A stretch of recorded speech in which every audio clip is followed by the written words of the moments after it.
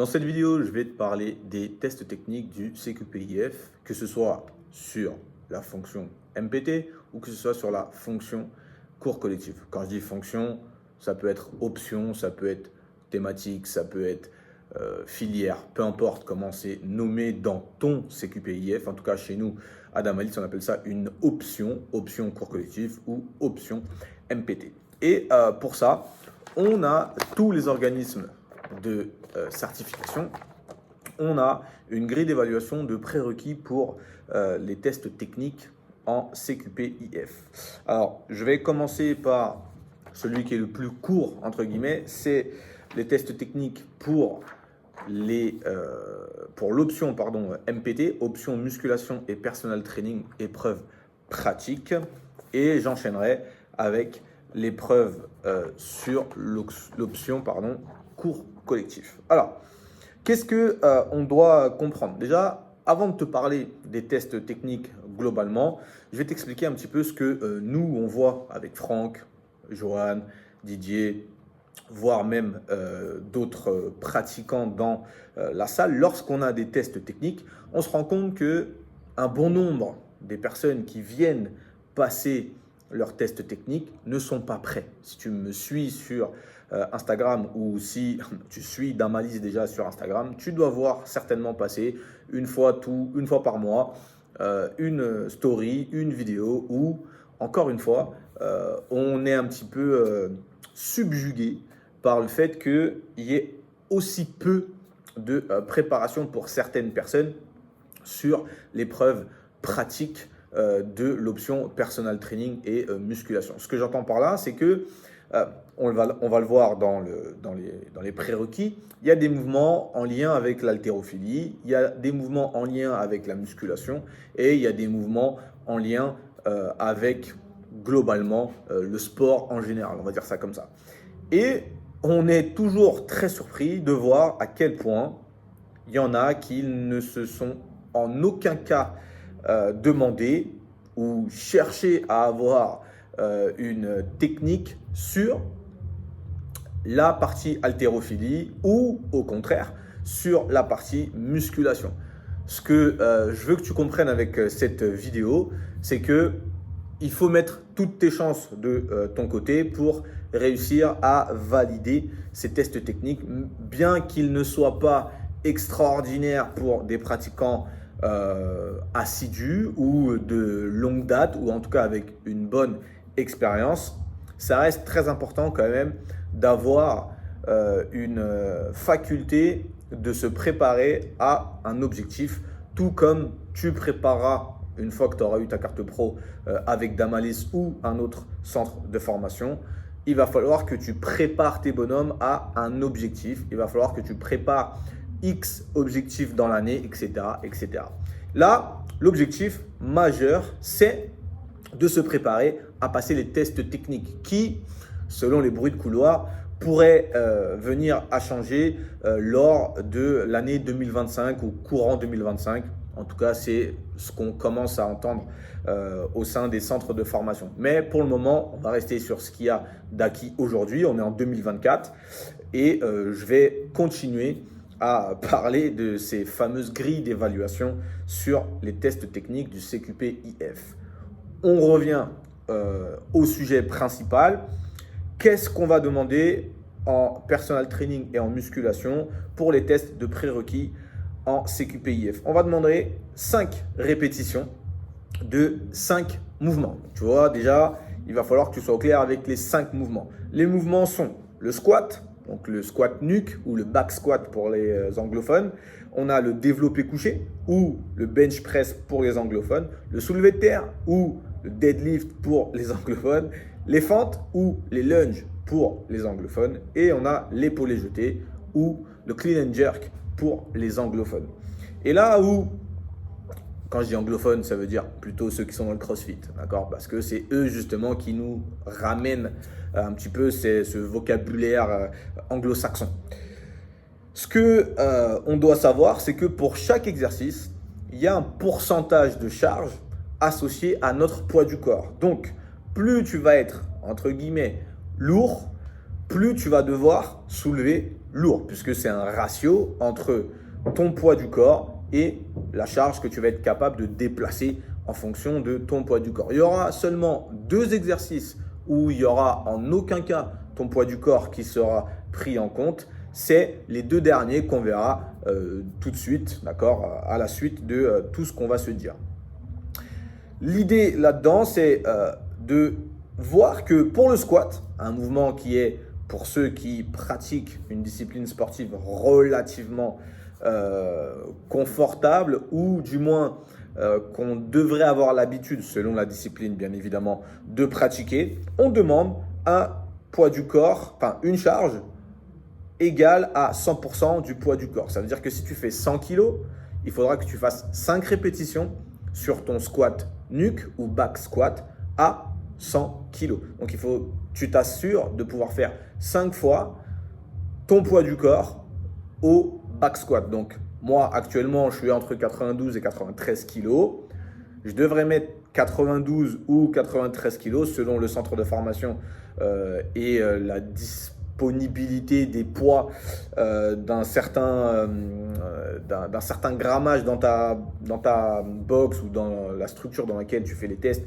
Peut-être que ce sera plutôt 90 ou plutôt 92 ou 13 selon ce qui se passe. Bref, tu as compris, s'ils ont des petits disques à disposition, ils te feront le poids exact. Si jamais ils n'ont pas de poids à disposition, ils arrondiront, c'est beau, c'est joli ça, ils arrondiront à l'unité inférieure ou supérieure pour être au clair sur la gestuelle et l'intensité que tu étais censé représenter. Après, à 1 kg près, ça va pas changer grand chose. Donc, tous ceux qui s'offusquent, oh là là, il a fait 90 alors qu'il fait 92. C'est pas ce qu'on cherche. On ne cherche pas à avoir un pourcentage de travail proche de 90%. Ok, on cherche à avoir un pourcentage de travail sur 5 répétitions, donc aux alentours de 75-80% approximativement. Ok, donc ça c'est pour les hommes. Pour les femmes, d'accord, puisque mesdames, vous avez une masse musculaire moins développée que messieurs, en tout cas dans la globalité, dans la généralité, d'accord. Je ne cherche pas à faire des camps, mais c'est comme ça. C'est la physiologie du corps qui le veut, c'est pas nous. Vous aurez une charge à 60% de votre poids du corps. Ça veut dire que, encore une fois, si tu es une femme et que tu fais 100 kg, j'utilise 100 kg pour que ce soit facile à calculer et que tout le monde puisse faire le rapprochement. Il faudra que tu soulèves 5 fois au back squat ou au squat nuque 60 kg. D'accord ? Si là, tout de suite, tu veux savoir comment calculer ton poids du corps, tu rentres ton poids du corps 90 fois, si tu es une femme, 0,6. Si tu es une femme et que tu fais 53 kg, 53 fois 0,6. Ça va te donner un chiffre à virgule et il faudra que tu regardes à peu près où est-ce que tu te situes sur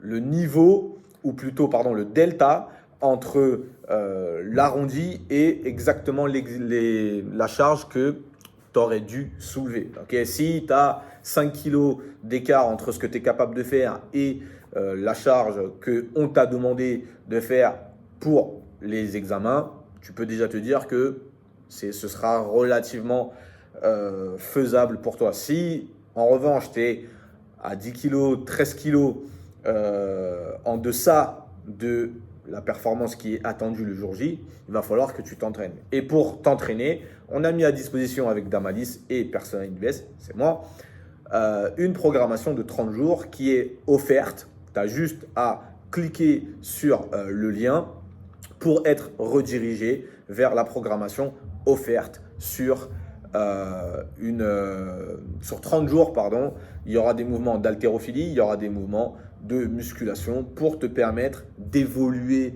le plus facilement possible et le plus optimalement possible, même si peut-être que ça ne se dit pas, vers tes tests techniques du CQPIF pour la mention musculation et personal training. Donc ça, bien évidemment, tout ce que je te dis, c'est pour toutes les tous les exercices, tous les prérequis en musculation et en cours collectif.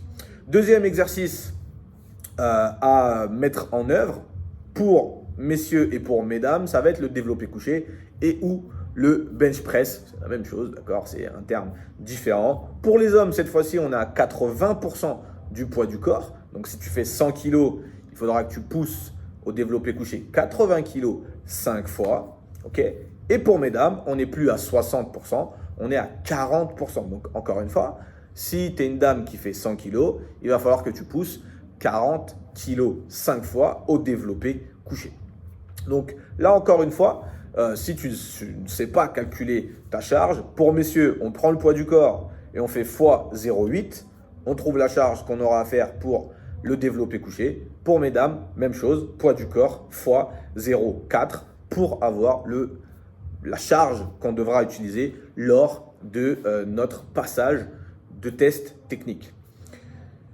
Et l'avantage là-dedans, c'est que pour le développé couché et pour le deadlift, le soulevé de terre, c'est exactement la même barre. Ça veut dire que ton développé couché pour monsieur qui fait 100 kg et qui doit donc développer 80 kg 5 fois, ce sera exactement la même barre sur le deadlift. Donc, si tu es capable de faire 5 fois la barre au deadlift, 5 fois la barre au développé couché, plus 5 fois ton poids du corps en squat, on devrait être déjà pas mal sur les 5 exercices total de ces tests techniques. Donc, retiens bien que on a mis à disposition 30 jours de programmation gratuite pour évoluer sur tes tests techniques.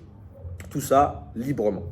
Les deux derniers exercices pour la musculation et le personal training, c'est des charges fixes pour messieurs et pour mesdames. Peu importe le poids du corps, là, on a un niveau d'intensité pour les hommes, un niveau d'intensité pour les femmes. Alors, pour ceux qui s'entraînent, les charges qu'on va aborder sont même pas des barres d'échauffement quelque part, puisque si vous avez l'habitude de vous entraîner à ces exercices-là,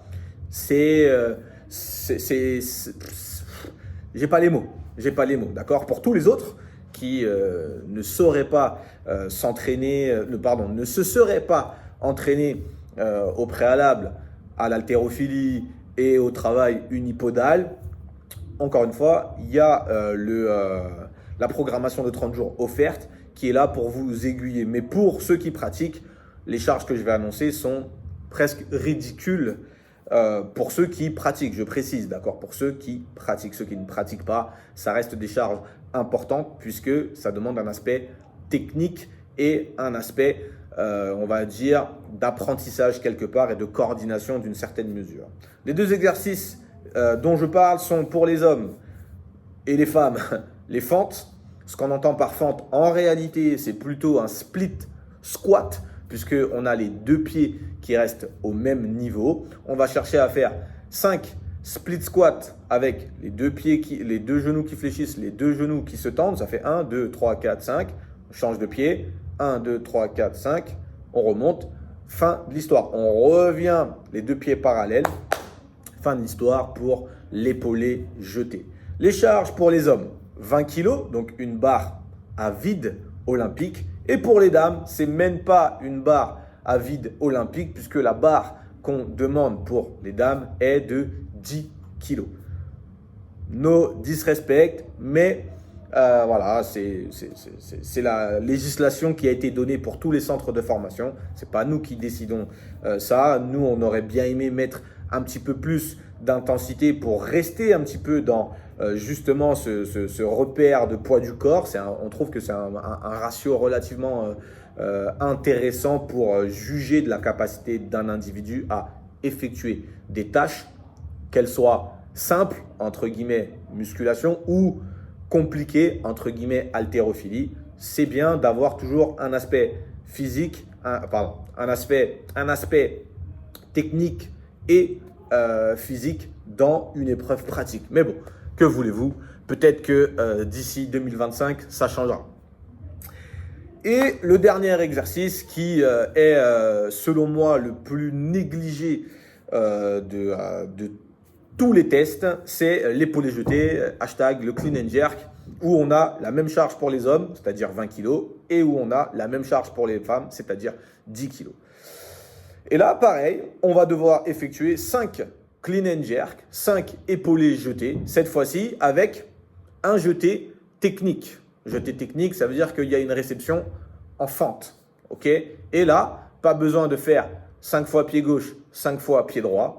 On laissera choisir le candidat sur quel pied il veut faire. Et en général, il choisira son meilleur pied pour ceux qui le connaissent. Ceux qui ne le connaissent pas, on a une technique qui dure 4 secondes 23 pour définir quel va être ton pied dominant sur ton épaulé jeté.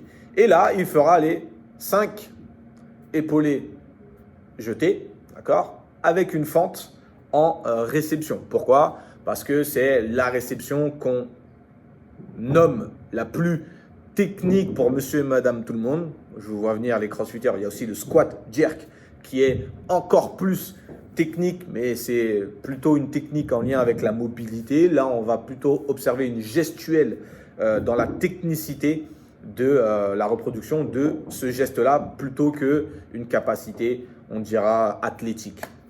Ok, donc je répète, ce qu'il faut pour les CQP IF, mention musculation personal training, c'est 5 exercices. Squat, développé couché, soulevé de terre, fente, épaulé jeté. À chaque fois, il faudra faire 5 reps, 5 reps, 5 reps, 5 reps, 5 reps, 5 reps. Ok, sur les 3 premiers exercices, il y a une relation avec le pourcentage du poids du corps. Pour les hommes, 100% du poids du corps sur le squat. Pour les dames, 60% du poids du corps sur le squat. Pour messieurs, développé couché et soulevé de terre, on est à 80% du poids du corps. Pour mesdames, développé couché et soulevé de terre, on est à 40% du poids du corps. Et pour les 2 derniers exercices qui sont fente, hashtag split squat ou épaulé jeté, on est à 20 kg pour messieurs et 10 kg pour mesdames. Et il y a toujours 5 répétitions à faire pour chaque exercice. Ok.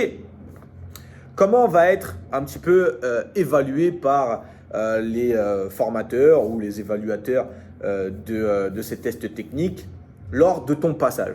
Quand tu passes, peu importe, entre guillemets, si tu rates ou non ton passage, on va pouvoir le refaire tout au long du temps imparti dans les tests. Donc, pas de stress, entre guillemets. Il y a point S, ça c'est pour les beaufs, comme moi. Une petite blague comme ça qui fait pas de mal. Donc, pas de stress si tu rates, puisque tant que le temps imparti des tests n'est pas fini, tu vas pouvoir osciller entre squat, épaulé jeté, soulevé de terre, développé couché ou fente. Il n'y a pas d'ordre précis, en tout cas chez Damalis, c'est comme ça qu'on le fait. Il n'y a pas d'ordre précis d'exécution pour tout le monde. Okay, on fait en sorte que chacun démarre sur l'agrès, entre guillemets, qu'il souhaite. D'accord. Ce qui est le plus facile, c'est quand même d'avoir soulevé de terre, fente et épaulé jeté, puisqu'on a besoin d'une barre et du sol. Alors que pour un squat, il faut un rack, et pour un développé couché, il faut un rack et ou un banc à développer couché si on en a, bien évidemment. Donc, il n'y a pas d'ordre précis et comme je te le disais, il n'y a pas spécialement de raté avant la fin de l'examen, en tout cas du test. D'accord?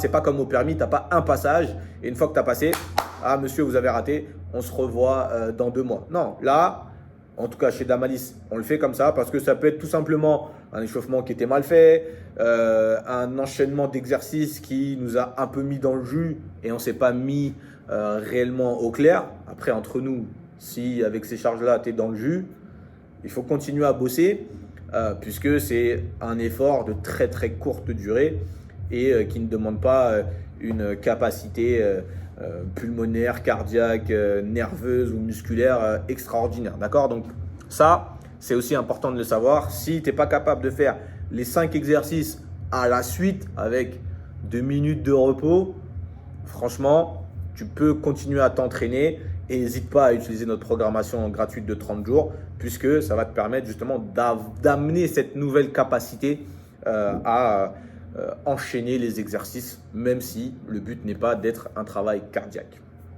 Qu'est-ce qui valide mes répétitions?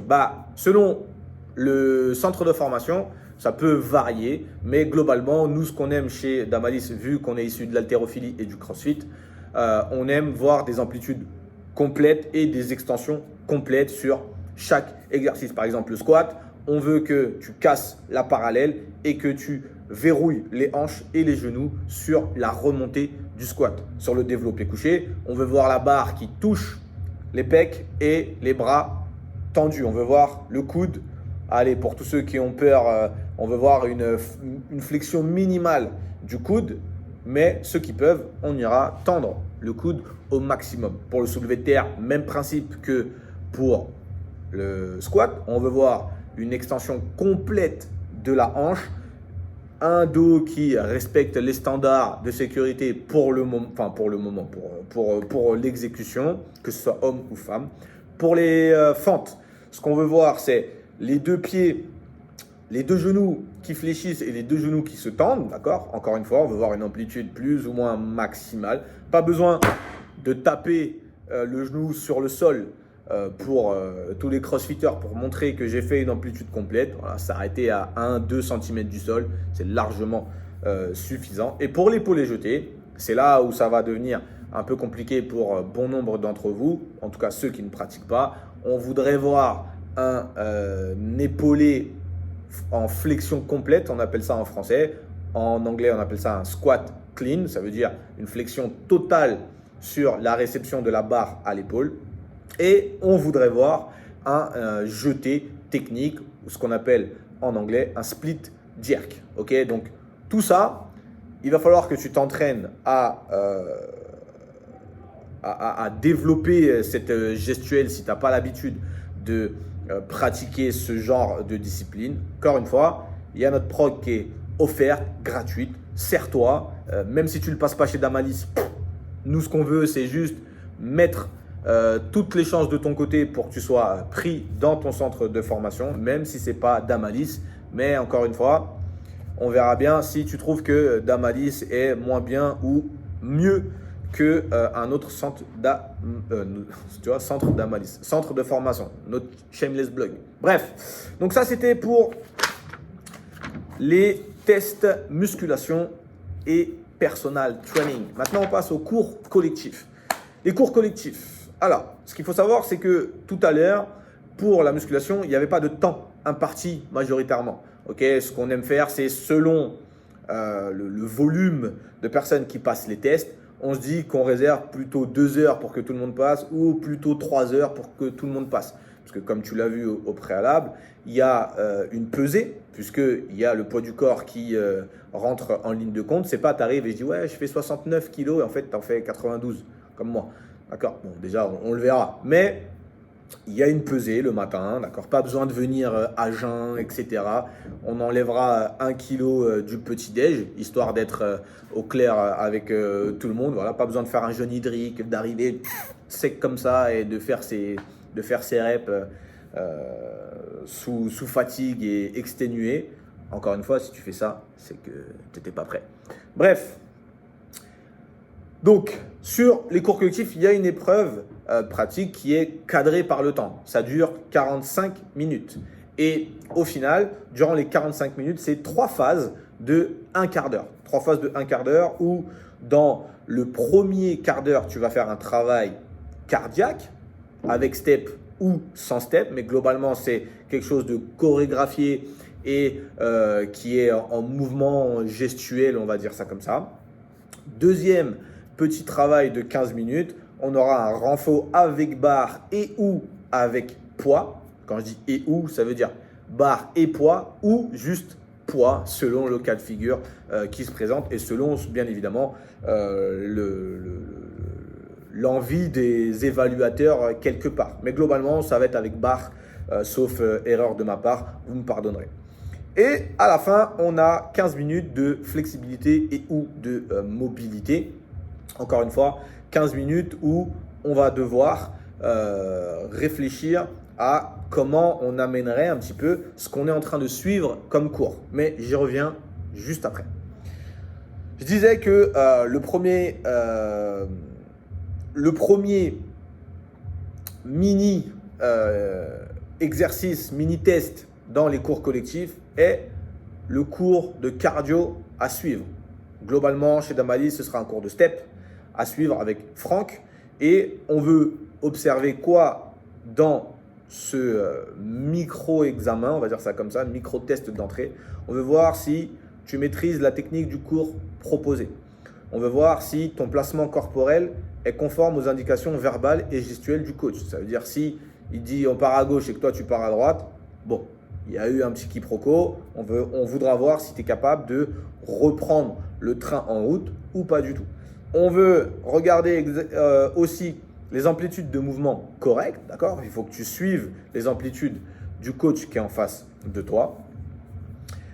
Et on voudra voir si ta relation à la musique est correcte ou pas, ou en tout cas si tu es capable d'amener une symbiose, d'accord, entre la musique et tes mouvements. Ça veut dire que si tu es capable de faire un mouvement sur la musique, ça veut dire que déjà, tu as un bon niveau d'oreille musicale.